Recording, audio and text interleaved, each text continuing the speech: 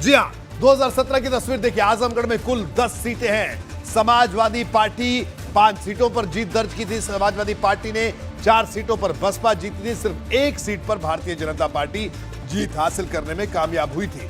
वहीं आजमगढ़ सपा के लिए एक बड़ा सियासी गढ़ माना जाता है, जिसकी तस्वीर 2017 में भी सामने आई थी। ऐसा क्यों है, अब आपको वो समझाते हैं क्यों आजमगढ़ समाजवादी पार्टी का गढ़ या किला कहा जाता है। 2012 में सपा ने 10 में से 9 सीटें जीती। 2017 की मोदी लहर में भी 5 सीट बरकरार रखी समाजवादी पार्टी ने। सपा का मुस्लिम यादव समीकरण सबसे ज्यादा मजबूत है इस इलाके में। सपा के 2 विधायक मुस्लिम और 2 विधायक यादव हैं। 2014 में मुलायम सिंह यादव सांसद बने। 2014 में मुलायम सिंह यादव को 35% वोट मिले। 2019 में अखिलेश यादव सांसद मिले। 2019 में अखिलेश यादव को 60% से ज्यादा वोट मिले। दिनेश लाल निरहुआ जो कि भोजपुरी सुपरस्टार है, वो उनके सामने चुनाव लड़े थे भाजपा से। आजमगढ़ में भारतीय जनता पार्टी आखिर कमजोर क्यों है, इसकी वजह भी हम आपको बताने की कोशिश करेंगे। हमारे साथ वीरेश भी लगातार जुड़े हैं। वीरेश, तो आंकड़े हमने दिखाए कि किस तरह की स्थिति वहां पर है। 2019 में भी वो स्थिति देखने मिली और अब इसी तस्वीर को बदलने की कोशिश भारतीय जनता पार्टी कर रही है।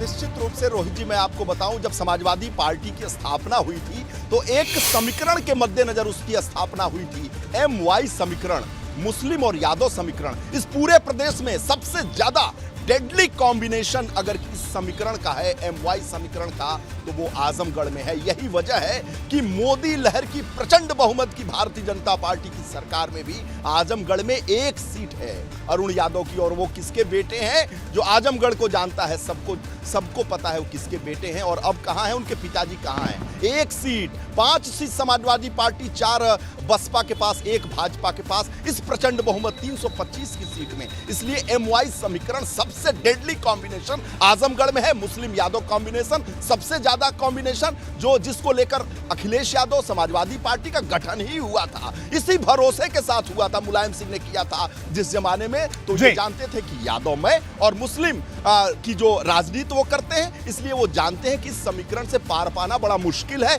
इसलिए भारतीय जनता पार्टी अपने सबसे बड़े तीरंदाज को भेज रही है लक्ष्य के संधान के लिए। और इसीलिए ये जो दौरा है अमित शाह का, वो बेहद महत्वपूर्ण है 2022 के सियासी मद्देनजर। इसलिए रोहित जी, इसी विषय पर हम और आप चर्चा कर रहे हैं और ये विषय और महत्वपूर्ण होगा 2022 में। इसलिए जो रणनीति है, मैं अंदर खाने की आपकी एक खबर बता दूं कि आजमगढ़ को लेकर जो भारतीय जनता पार्टी का हाईकमान है, वो तमाम और विकास योजनाओं को देने जा रहा है। 1-1.5 महीने के अंदर, जब तक यहां पर आचार संहिता नहीं लगेगा, तब तक कई ऐसी योजनाओं का लोकार्पण होगा, शिलान्यास होगा।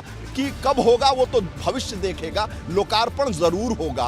राज्य विश्वविद्यालय, मेडिकल कॉलेज, ये भारतीय जनता पार्टी के एक बड़े नेता ने कहा था। रोहित जी, जरा आधा मिनट सुन लीजिएगा। उनका कहना था कि हम ये दिखाना चाहते हैं पूरे प्रदेश को कि जहां हमें वोट मिलता है, नहीं मिलता है, तब भी हम समभाव से उत्तर प्रदेश के सर्वांगीण विकास करते हैं। लोक कल्याणकारी योजनाओं का हर उस क्षेत्र में विकास पहुंचाते हैं जहां पर हमें वोट मिले या न मिले। हम राष्ट्रीय पार्टी हैं, बड़े दिल की पार्टी हैं। हम मोदी जी की राजनीति करते हैं कि यूपी सर्वोत्तम प्रदेश बने, बीमारू प्रदेश न रहे, इसलिए उसका कोई जिला, कोई अंग कमजोर न रहे।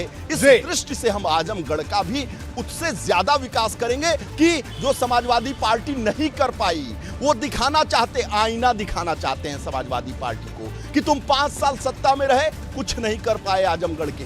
हम 5 साल सत्ता में रहे उस प्रदेश में और आजमगढ़ में हमें कुछ नहीं मिला। बिल्कुल वीरेश, तो क्या करने जा रहे हैं? तो ये कोशिश भारतीय पूरे प्रदेश के लिए, भारतीय जनता पार्टी की वीरेश, ये पूरी कोशिश है ये संदेश देने की।